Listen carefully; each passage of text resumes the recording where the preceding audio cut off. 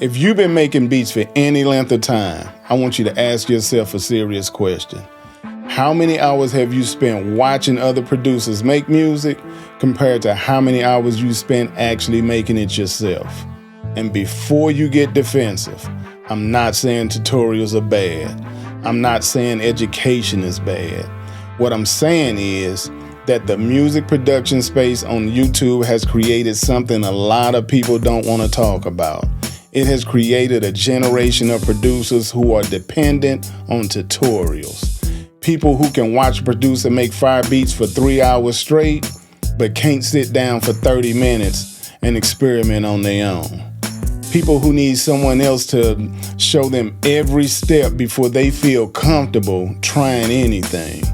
And the crazy part is, most of them don't even realize it.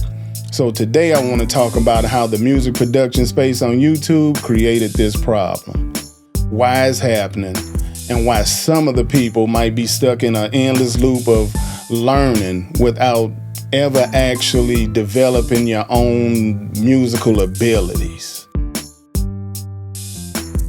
So let's start with the biggest issue. The fact that the internet has made information too easy to consume. Think about it. Anytime you have a question about music production, you don't have to think about it very long. You don't have to experiment. You don't have to struggle. You don't have to fail. Just type in a question and somebody gives you the answer. How do I make better melodies? YouTube. How do I mix better? YouTube. How do I make drums hit harder? YouTube. How do I sound like my favorite producer? YouTube. Every question gets an immediate answer. And that sounds great on the surface, but there's a downside.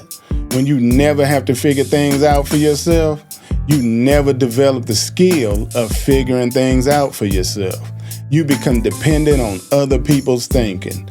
You become dependent on other people's process. You become dependent on other people's solutions. And eventually you reach a point where you can't move forward without somebody holding your hand, and that's a problem because music has never worked that way. The greatest musicians in history didn't have unlimited tutorials. They learned through experimentation. They learned through failure. They learned through repetition. They learned through trial and error. They developed their own understanding of music, and that's something you can't get by binge watching content. Another thing I notice is the way many producers have become addicted to watching the process instead of doing the process. There's a difference. Watching somebody cook don't make you a chef. Watching somebody play basketball don't make you an athlete.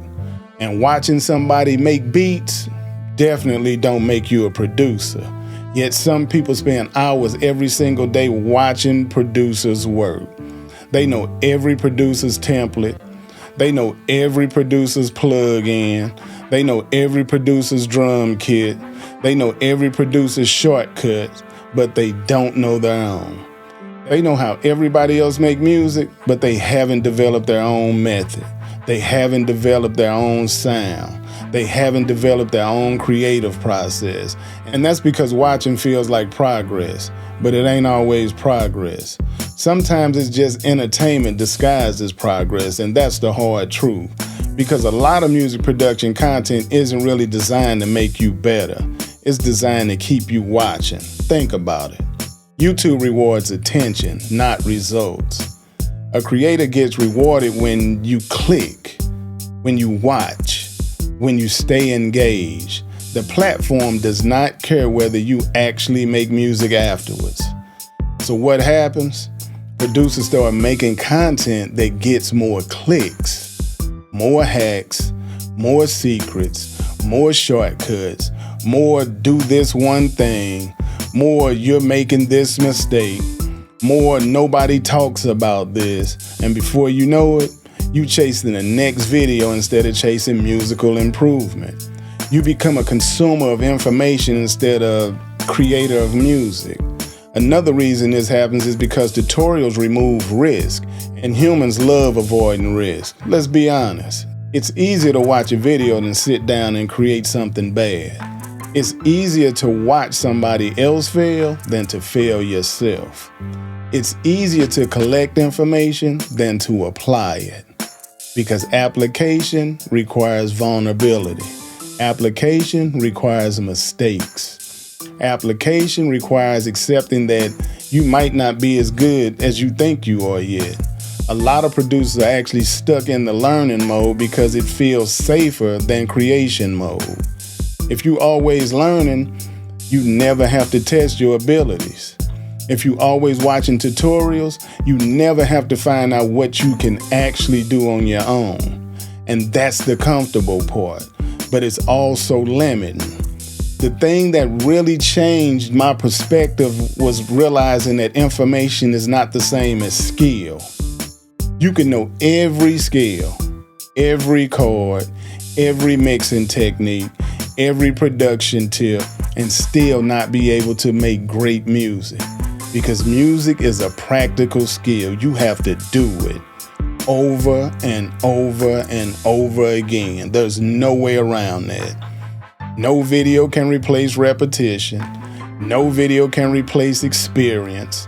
No video can replace developing your ear. No video can replace developing your instincts. That only comes from making music. That only comes from spending time with your instrument. That only comes from actual creation. And this is why I think a lot of producers hit a wall. They know more than they've ever known, but they can't create more than they've ever created.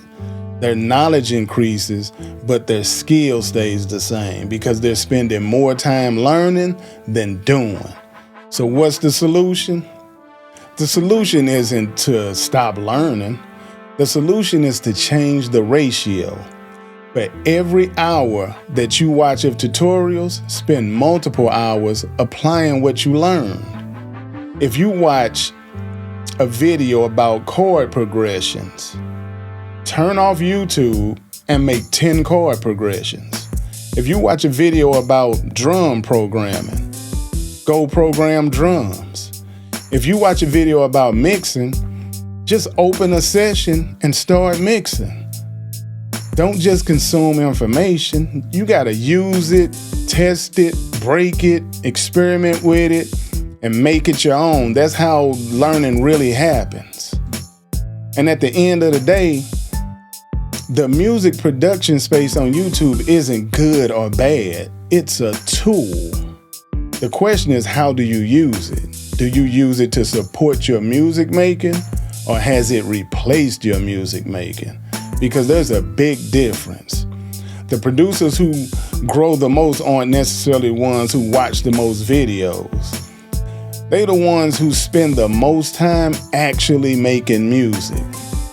You know what they do? They experiment, they fail, they practice, they develop their own voice, and most importantly, they don't wait for permission from a tutorial to try something new. So the next time you feel the urge to watch a music production video, ask yourself some simple questions. Do I need more information, or do I need more practice?